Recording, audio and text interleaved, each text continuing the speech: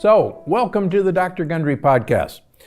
You know, most of us know someone who has suffered from cancer, whether it's a parent, a sibling, a spouse, or a friend. Maybe you've been fighting your own fight and battle against cancer. Well, what if there was something you could do about it? Foods that you could prepare to help ward off dangerous cancers. So on today's episode, I'll be chatting with Liana Werner-Gray, best-selling author of The Earth Diet and 10-Minute Recipes. And her brand new book is called Cancer-Free with Food, and how the right foods can reduce your cancer risk. But I also want to talk about if you've got cancer, how the right foods can really make a difference. So you're going to learn about Liana's health journey, which foods to eat and which to avoid, because this is the Dr. Gundry podcast after all, and how you and your loved ones can start living healthier, cancer-free lives today. So, Liana, welcome to the podcast. Thank you so much for having me, Dr. Gundry. Well, we're so happy to have you here. Now, when you were 21 years old, last year, I assume. Thank you. You discovered you had a golf ball-sized lump in your neck. So, tell me about that, and then I want you, as a segue, tell me what you thought caused that and what your medical journey was. So I grew up in Alice Springs, outback Australia, with a very indigenous rich culture. So from age 5, we were taught that the healthiest way for us to eat was to go out to our own backyard and to pull foods straight from the trees or the bush, because those were the most nutritious. So that was planted in my brain from a young age. Now, when I left Alice Springs to go to Brisbane, to go to university, I was living on my own and to my own devices. So I started to indulge in junk foods and fast foods and processed foods really for the first time. And I became very quickly addicted to it. And I knew it was wrong, and I knew I was depriving my body of nutrition every single day. And so I started to notice all these health issues started to happen, but I ignored them because the impulse to eat sugar and fast foods was much stronger at the time. So after 5 years of eating like that every single day and eating copious amounts of junk food, I mean, I would eat gummy bears for breakfast, I would eat pizza for lunch, KFC for dinner, McDonald's. Listeners, cover your ears, please. Yeah, it's awful. Yeah. So then when I was 21, I ended up in hospital with the lump in my throat, which at first I just thought was a swollen gland. So I ignored it, and after 2 weeks it got bigger, it got worse. So my naturopath said, you need to go to the hospital and get this checked. So they did a biopsy, and when the results came back and they said, look, you have a 3.7 centimeter mass tumor in your lymphatic system, I went and researched what the lymphatic system was, and I learned that it's basically the body's sewage system. And so I was like, wow, that makes sense. I put way too many toxins into my body, that my body backfired and was like, you can't keep eating like this. So I knew that it was diet related. Also, my gut told me this is diet related. So that's when I started my healing journey, and I wanted to get healthy once and for all. Okay, so people who are listening or watching are going to say, okay, you had a lump in your neck. It was probably just a swollen gland. You actually have a biopsy that said it was a lymphoma, yes? Is that correct? I have a biopsy on my website that shows that I have a 3.7 centimeter tumor on the right side of my neck. And I actually went and got 3 different diagnoses from different doctors. And they all said different things. One said I had stage 1 cancer, one said I had stage 0 cancer, one said I had precancerous. And so at that point, I gathered some information about the medical industry at the time and thought, this seems like hocus pocus woo-wah. And they offered me a cervical cancer vaccination at the time. And I was like, how is this related?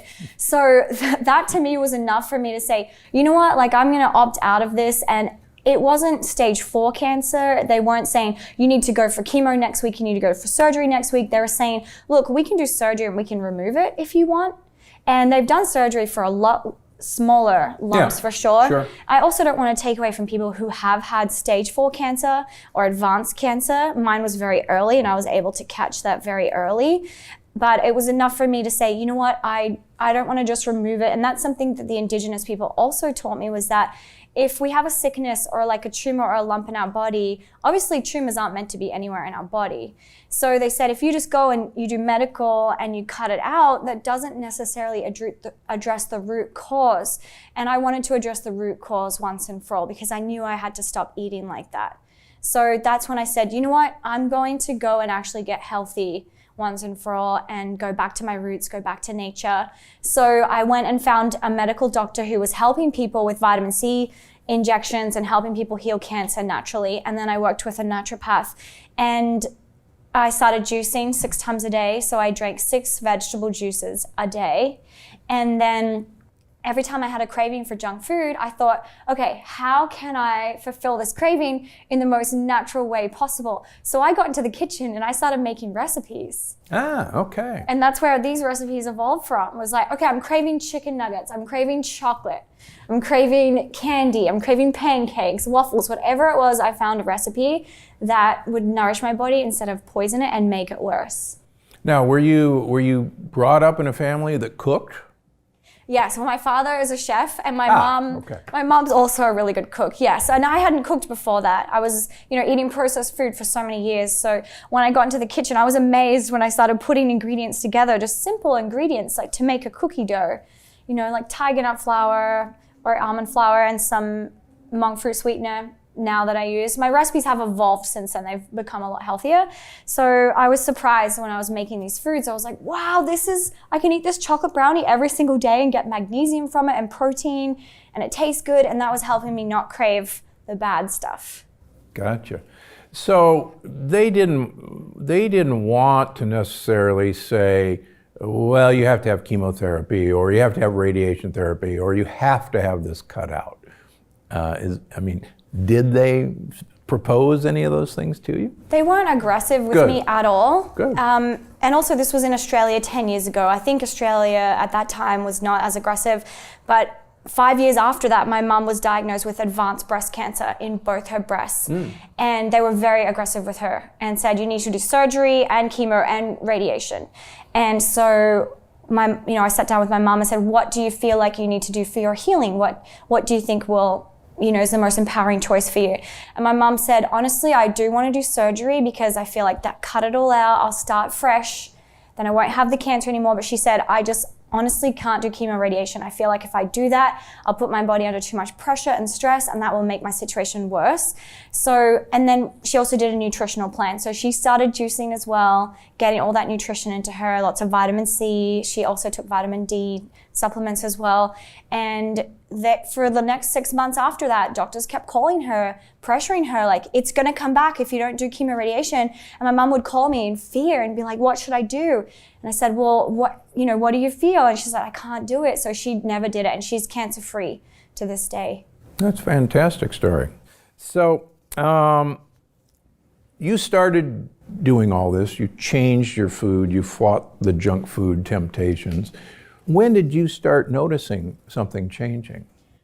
It took about a month for the tumor to lose it felt very swollen and very hard. So it took about a month for me to feel like it was starting to dissolve. After 3 months, it was completely dissolved. Fantastic. But I made a lot of radical changes. Yeah. Yeah. And you've it's one thing to have, a lump in your neck that you can see to empower you to make radical changes, particularly when you're really young.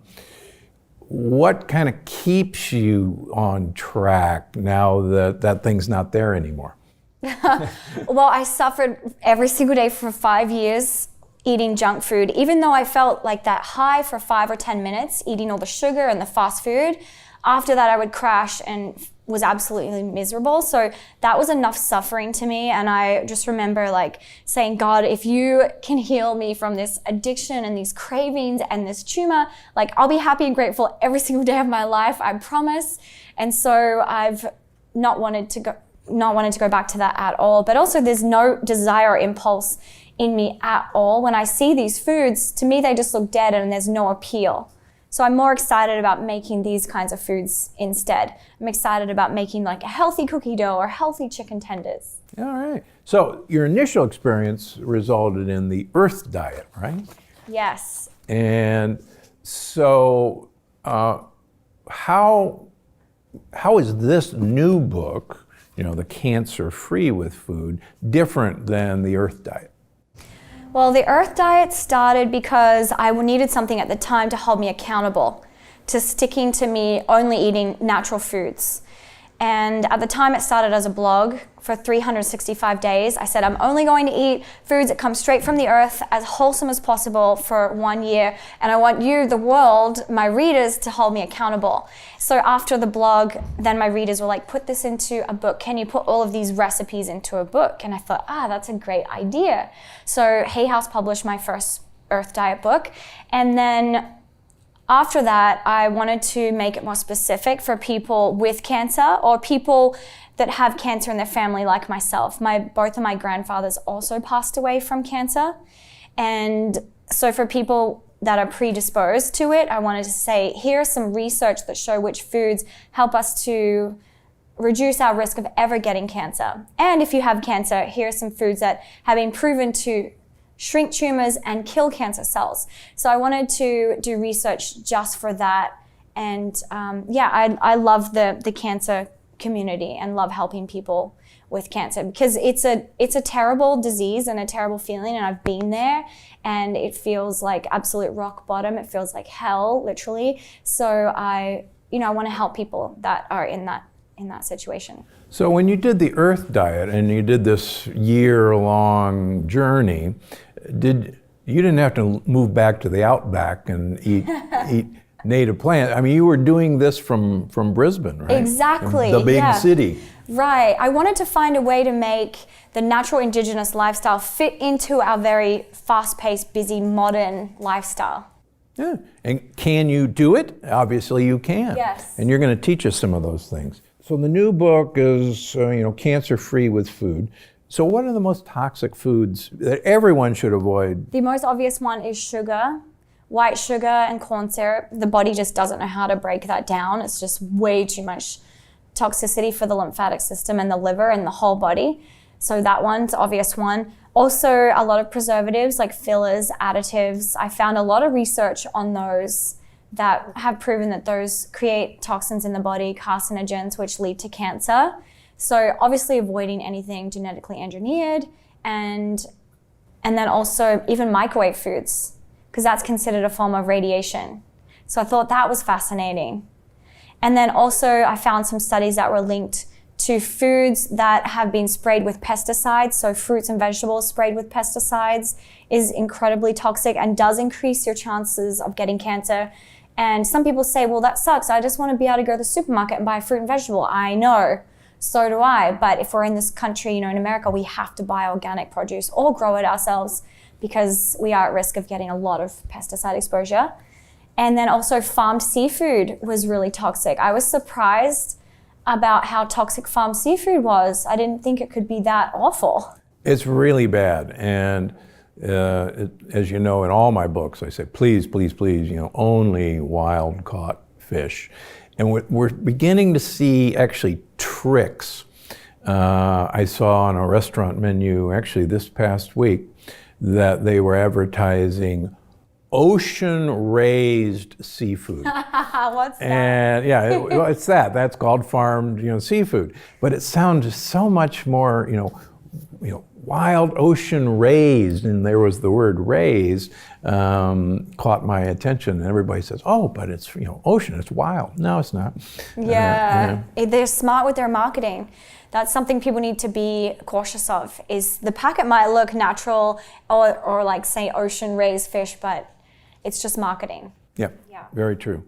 Okay, so a lot of my listeners know that I've been talking about the importance of vitamin D, and off camera we were talking about that. So what are your recommendations for people in terms of vitamin D? Well, I recommend getting blood work every 12 to 24 months and just checking your vitamin D levels. And if they're down, take supplements. But also go out and get sunshine and don't be afraid of the sun. I also did a lot of research on skin cancer, and there are legit studies that say that more cancer is caused from skin cancer and the carcinogens in skin cancer, sunscreen, and how toxic sunscreen is versus the sun. Very true. Yeah, that's part of my 7 deadly disruptors, and sunscreen is right up there on carcinogens. And it's interesting, the University of California, San Diego, just kind of down the road from here, published a number of papers on the effect of vitamin D in cancer, and they've found that most people with cancer have low vitamin D levels. And there's a very strong association, in their opinion, between low vitamin D and the development of cancer. And I've certainly seen that in my practice. Mm-hmm. In fact, shockingly, they think the average American should take 9,600 international units of vitamin D3 a day to have an adequate level. And in their published research, they have never seen vitamin D toxicity at up to 40,000 international units a day, routinely. So I think there's this huge fear, particularly among practicing healthcare professionals, that vitamin D toxicity is, it's horrible. And I see a number of my cancer patients who I run their vitamin Ds 100, 120 nanograms per milliliter, and their oncologists say, you're vitamin D toxic and get that down. And next time I see them, their vitamin D level is like 40, and I go, what happened? I said, oh, my oncologist said I'm killing myself with vitamin D. And I said, well, that's funny, the data shows it just the opposite. Yeah, it's because they're trained in such old school things, same as nutritionists. It's all Correct. Old school. We're still trained that we should be promoting corn and grains, and that's awful. Look at the health stats. So I personally take vitamin D supplements myself, and it's also something free that we can get straight from the sunshine, which I talk about in my book also. I talk about here's some free natural treatments that you can do if you have cancer or want to prevent cancer, and getting sunshine is one of them. Yeah, absolutely. All right, now for some controversy. Oh. I tell my patients and readers to avoid foods like quinoa and whole tomatoes, and that you have to detoxify the quinoa with a pressure cooker, or you have to get rid of the lectins in tomatoes by peeling and de-seeding them. I actually like tomato sauce that comes from peeled and de-seeded tomatoes. And we actually have some recipes for that. But you recommend both of these things in your new book.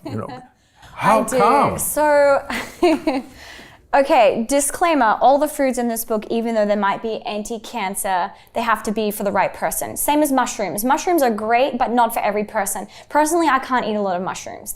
My body just doesn't like them that well, even though they're super healthy, natural food.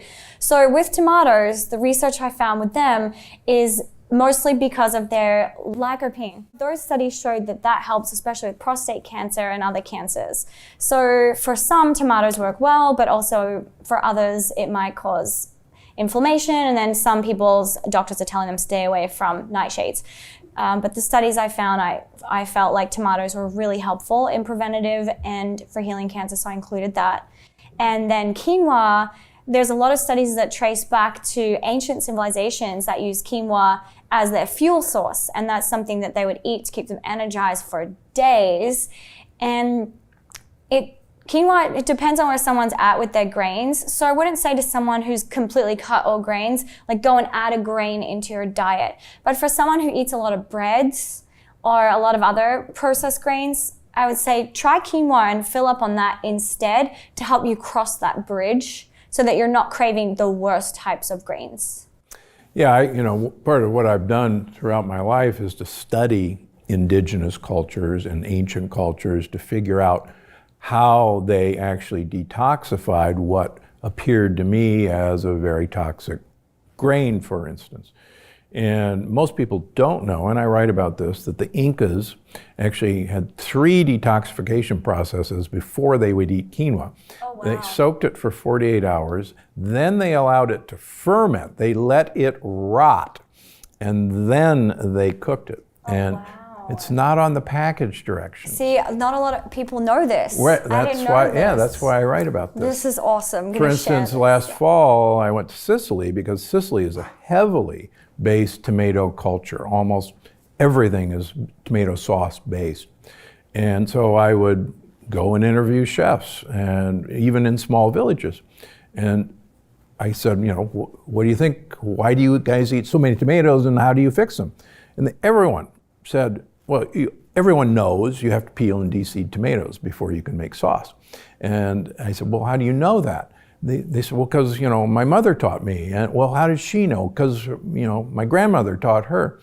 And I could not find a chef in Sicily that didn't tell me you had to peel and de-seed tomatoes before you could use them. Wow. In fact, I was lecturing in Toronto a couple of weeks ago, getting interviewed by a reporter, and the reporter, we were talking about tomatoes, and the reporter said, well, I love it, the fact that you say you have to peel and de-seed tomatoes, because everyone in Canada knows that the seed in a tomato is very acidic and toxic, and you have to get rid of it.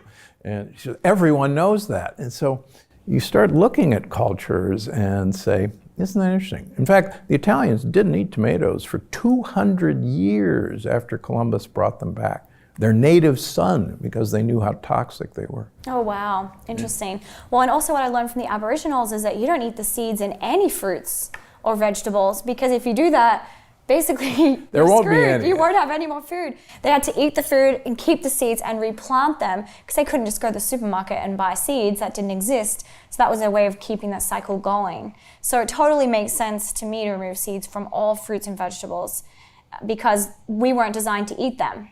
It's just not the design of nature or the human body. No, it's true. When I was doing mission work in Brazil years ago as a surgeon, and cashews started in South America, and the Aboriginal South Americans would actually take the cashew nut off and throw it away because it was toxic, and they'd eat the fruit. And so whenever you'd see the entire thing on your plate, they'd give it to you, and they'd go, don't touch that. That's lethal. Just eat the fruit. Wow. Yeah. So does this mean you might be coming to Alice Springs sometime soon? I would love to come out there, because I have not studied that culture. Oh, that'd be awesome. Well, I'm your girl. Can introduce you to them. All right, very good. Dr. Gundry goes to the Outback. That's right. Ooh, that would be fun. Yeah. I'm going to be looking out for you in the Outback, folks. Okay. Okay. I always ask my guests, because of my new book, The Longevity Paradox, what's the one thing listeners can do today to help them live a longer, healthier life? Drink chlorophyll every single day. So that's my number one tip for everyone always. And that's something that I've continued to do now every single day for the last decade after I healed. I thought, why not consume chlorophyll every day? It just makes me feel so alive, so energized. It helps purify the blood, helps put oxygen into the blood. And chlorophyll could be the form of eating a big green salad, leafy greens, or a smoothie, or a juice, or even chlorophyll droppers, or a greens powder, which I use also, it's a dried broccoli sprouts, collard greens, kale, spirulina, and I just mix that into water. Okay. But make sure, editorial note, that your greens powder doesn't have wheatgrass or barley grass. Evil stuff. Okay, so what are your top 3 cancer-fighting foods? You brought us some, and for those of you who are listening to the podcast, we're going to try our best to describe them for you and to make munching noises that aren't too gross. Okay, so what do you got? Okay, so I made a few different dishes today. So do you want to start with the dessert? I always go straight for the dessert. Life's too short, eat dessert Yeah, first. always. Is that what you're saying? Yeah. Okay, so I made 2 different desserts. So first of all, these are chocolate coconut cups. So this is a great replacement for if someone's craving the Reese's or chocolate peanut butter cups. So this is something I also ate a lot of during my healing. Ah, Yeah. okay. So it's made with real cacao powder, real cacao butter, and also some coconut manna inside. So that makes it nice and creamy. And then when you bite into it, you get that coconut manna buttery inside. And it's sweetened with monk fruit. So this would be kind of like Easter was a little bit ago. This could be a Cadbury egg replacement. Totally, yes. But also, would you like to try one? Yeah. So one of the studies I found is that cacao does have anti-tumor activities. And it's a functional food, which I was so happy about, and so would all you chocolate lovers be happy to hear that chocolate is medicine. Oh gosh, yes. Has huge amounts of polyphenols. And particularly in my cancer practice, and I have a big cancer practice, chapter 10 of the Plant Paradox is the cancer program. We want everyone in ketosis, and so coconut has MCT oil, which will get you into ketosis pretty easily. But yeah, that's delicious. You like it? Okay. Okay, I'm gonna put that down. Okay. So then I use these for the chocolate chunks in the cookie dough recipe. Ah, okay. Now the cookie dough recipe, instead of using flour, is made with tiger nut flour, which I know that you're a big fan of. Big fan of. I've actually been writing about it for years, and we have it in our recipes, and people go, tiger nuts? What the heck are those? Yeah, people are like, are they a nut? Well, no, they're a root vegetable. Correct. Same amount of iron as red meat. So these are excellent. You're getting a lot of iron from eating cookies. Wow. Yay, so tiger nut flour, sweetened with monk fruit as well. I put a bit of sea salt in there. Now, it almost looks like you have two kinds. Yeah, so I rolled these ones in cacao powder. Ah, okay. So I just love that richness of the cacao powder, and then bite into it and you get that soft, moist, sweet cookie dough inside. And then with the chocolate coconut chunks, delish. Now, these are raw. These are raw, no bake, and these are a legit 5-minute recipe. Now, you just store everything into a bowl and it's done. Now, you can bake them for 7 minutes in the oven. Ah, okay. If you want a hot, melt-in-your-mouth chocolate chip cookie. So this is actually okay for me? This is a great replacement, a great upgrade, actually nutrient-rich cookie dough. So you're a junk food addict that created her own junk food so that you can, Junk food gone healthy. And I think that's what we have to do. One of my very good friends, Jimmy Schmidt, who's won 3 James Beard Award, saying, there is no way we are going to stop people from eating the textures and flavors that they crave. Exactly. And we basically have to convince them that they can get all those flavors and textures using things that will make them healthy. Yes. Yeah. And that's what I aimed for my books to do, because I came from that place of being a junk food addict and now being a health and nutrition coach for the past decade. If you tell someone who's addicted, like, you can never eat this again, you can never have cookies, chocolate bread, they're like, okay, bye, see ya. No, that's exactly right. In all of our books, and the new one, the Plant Paradox Family Cookbook, will be out this fall.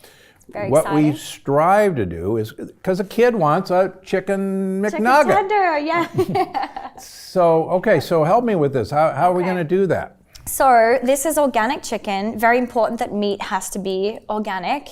I coated this in macadamia nut milk, but people could also coat it in pasture-raised eggs as well. And then the coating is tiger nut flour with turmeric and some black pepper and some sea salt. And then you can bake them or fry them. But guess what olive oil I fried these in, Dr. Gundry? Which one? Dr. Gundry's olive oil. Oh my gosh. Yeah, the best there is. Okay. I know you know, but tell our audience, why the black pepper and turmeric together? Well, from the studies that I found, that combining those two together, they have more powerful effects in the body. These are one of my favorite recipes. Sprinkled with broccoli sprouts. So I try and encourage everyone to sprinkle broccoli sprouts. And these are good cold as well. Yeah, they're cold right now. You can put them on a salad. Yep. You can wrap them up in a coconut wrap. So we could take this for a tailgate party for game day and fool everybody? Yeah, exactly. So this is an immune boosting turmeric black pepper tea.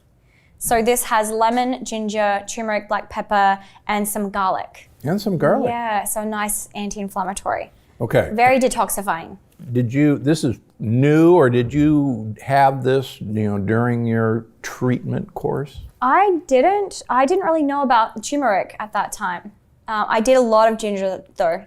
Every day I had ginger, a lot of ginger. Talking about preventing cancer naturally, or treating cancer with food gets a lot of critics going, and particularly healthcare professionals and nutritionists. What do you say? How do you deal with that? Yeah, I mean, I'm very passionate about this subject, and it's a personal story for me. So when I was thinking of my next book with my publisher, I was like, well, what I'm really passionate about is helping people with cancer. And I was like, well, I'm not an MD, I'm not even a certified dietitian, and I'm blonde and young. So that doesn't really help my case, to be real. But I was like, I just want to go for this. So I pitched it to my publisher, and they were like, yes, we love it. This is meaty. This is good. You can do it. And at the time I had support from people in the industry that are helping a lot of people with cancer. So I felt more empowered and confident. And then, I wrote the book, submitted it, and then I was like, oh, actually, I don't want to do this. I changed my mind, because the backlash is going to be crazy. Every time I post something about cancer, I would get some really aggressive things like, I hope you and your mom die of cancer, like just really hurtful things. But then I was like, you know what, I need to stop focusing on the critics and those people that are going to, try and attack, and focus on the people that I'm helping. Because when I think of them, the people that have cancer, and that there have been many case studies, and I interview a lot of cancer survivors in the book and talk about specific foods for specific types of cancer. When I focus on that, that's what keeps me going. I think this actually works, and this isn't rocket science.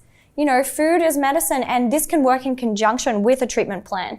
So someone can do chemo and also be healthy at the same time. There's no point doing chemo or surgery and eating a sloppy Joe that the hospital gives you. It's just going to make everything worse. So yeah, I think that's a great point. There are numerous studies that show certain supplementation, getting your gut microbiome as healthy as possible, will either prevent or at least minimize the effects of chemotherapy on your gut, on your digestion, on your brain fog, and you talk about that in the book. Yeah. So at the very least, I mean, even in our cancer center in Palm Springs, there are graham crackers and saltines in the waiting room while you're waiting to go get your chemo treatment. And the head of our center is actually a big fan of mine and follows my program. And I'm always picking on him. I say, what are you doing? And he says, well, they want that. And, we're in business, and, they're not, they'd eat this. So we just need them to have these kinds of options. Yeah. Or have like a healthier cracker. Okay, well, so the critic will say, well, this is really expensive to do, and if you're on chemotherapy, you got cancer, you don't have time to do this. That's 5 minutes? Yeah, 5 minutes, just throw it in. Tiger nut, monk fruit, chocolate chunks, vanilla, sea salt, done. So this is very time effective, but also I realize that we can't put a price on our health. If you want to stay living, we have to invest in food, and maybe if we start investing more in organic foods, we'll spend less on other things that we don't really need. But also there's ways to shop more effectively. I found a website that's like Amazon that you can buy all of these ingredients like tiger nut flour that's much cheaper than if you were to go to a health food store. So, I'm all about supporting local health food stores for sure. But if you're on a budget, shop online and get these things at a discounted price. Okay, so for those of tiger nuts, I want to talk about tiger nuts. For those of you who are listening, these tiger nuts that I have in my hand look like little, almost dried berries, but they're actually a tuber and they're not a nut. They actually support indigenous Africans, and having just come back from Ethiopia, where 85% of the population of 110 million people are subsistence farmers, you actually, by eating these, give support to people who really need it. But these guys actually are tubers. They feed good gut bugs. They are one of the best foods for feeding gut buddies. And these are hard as a rock in this form. And maybe I can click them. So having personal experience over the number of years, do not try to eat these things just like this. They are potentially tooth breaking. So how do we use them? How do we find them? Yeah, so they can be shocking to someone who just tries to eat them like this. So I would recommend getting the peeled tiger nuts, and you can also get sliced tiger nuts also. But if you do get the whole tiger nuts, I'll soak them overnight, and then you can eat them now they're nice and soft. They're also great for a breakfast. But then also you can just buy the tiger nut flour. Or you can grind these up yourself in a food processor and make your own tiger nut flour. The one that I use and Dr. Gundry uses, I believe, is Organic Gemini. And you can get that, well, I shop at vitacost.com. So Good spot. Yeah. Good spot. So you can get it from there. Just type in tiger nuts and it'll come up. I also have a code, if I can say that. You sure can. It's Earth Diet. So you get an extra 10% off your entire order. So vitacost.com, type in tiger nuts, and then put the code Earth Diet when you check out. That helps people who are really tight for money, because I don't want people to have money hold them back from living a healthy life. Yeah, and if we, like you say, if we spent our money on food, we wouldn't have to spend our money on treatments like people have to go through. Exactly. And people feel more alive, have more energy, and then they can do other more creative things that bring in more money. So it's like a whole cycle. And fun fact, if you get the sliced ones, you can actually use them like slivered almonds, and they make a very attractive addition to a salad. Yes, and also a dessert too. You can roll the cookie dough in the sliced tiger nuts. Ooh, yeah. And they look beautiful and fancy. But my favorite way to use tiger nuts, I would have to say overall, number one, is making a tiger nut milk. So I'll do 1 cup of tiger nuts, and the recipe's in the book, 1 cup of tiger nuts to 4 cups of water, and that's it. Blend it up, and it comes out white and creamy and delicious. So since tiger nuts are naturally sweet, just like a sweet potato is, there's no need to add any extra sweetness. It's just perfectly creamy and sweet and just so delicious and refreshing. And some amazing studies I found on tiger nuts is that when we consume more tiger nuts, it helps detox our liver and also protect our liver. So I include these studies in the book. I actually list tiger nuts as a number 10 top anti-cancer food in the book. So if someone is going through chemo, it would be really helpful if they're drinking tiger nut milk every day to help their liver. So ditch the cashew milk, ditch the oat milk. We're going on a tiger nut milk craze. Yeah, woo! All right, very Finally. good. Finally, these guys need recognition. Okay, so where do we find Cancer Free with Food? So you can find it at Amazon, also Barnes & Noble, or any bookstore will also have it. It's a bestseller, number 1 on oncology on Amazon. It's a top 100 on Barnes & Noble, and also a top 100 on Amazon overall as well. So yeah, please get the book, enjoy it, and then share it with anyone that you know who has cancer or anyone who wants to prevent cancer. Well, thanks so much for joining us, and thank you for the great healthy food. See, you can have junk food that actually heals you rather than kills you. All right, so that's it for today. I'm Dr. Gundry, and we'll see you next week. Before you go, I just wanted to remind you that you can find the show on iTunes, Google Play, Stitcher, or wherever you get your podcasts. Because I'm Dr. Gundry, and I'm always looking out for you.